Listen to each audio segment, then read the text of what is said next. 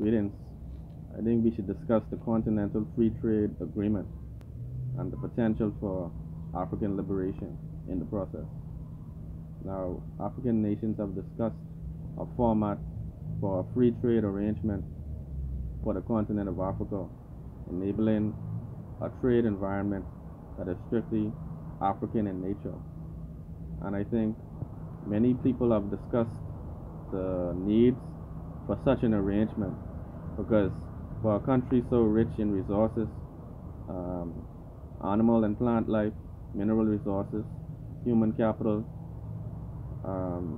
creativity, for a place so rich with these elements, it's insane that there cannot be a trade arrangement that can be independent of the surrounding continents and nations of the world.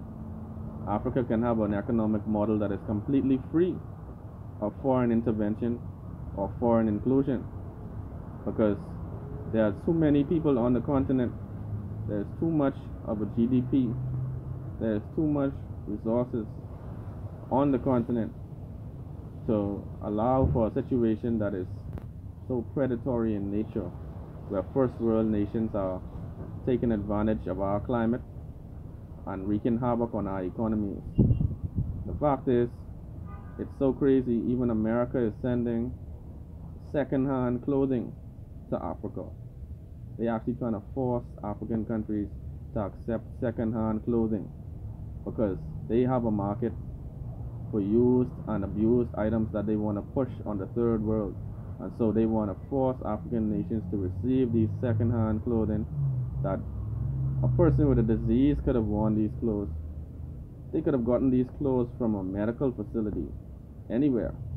These clothes could have been in a warehouse with mildew and moss on them. They still don't care. They want to push African nations to receive used items. This is what is destroying the clothing market on the continent of Africa because America is meddling with this environment and wants to push cheap used clothing on the continent so that African producers can't gain any clout and any advancement in their own environment.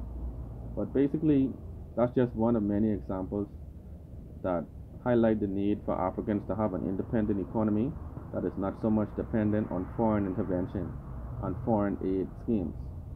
You know, the CFTA is something that should be pursued. I spoke about it in an earlier video when I spoke about the coming together of African nations and the diaspora to engage in a trade arrangement that is independent of other nations.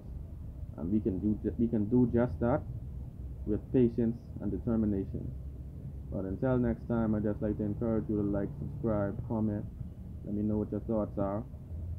Tap the bell so I can get the notification.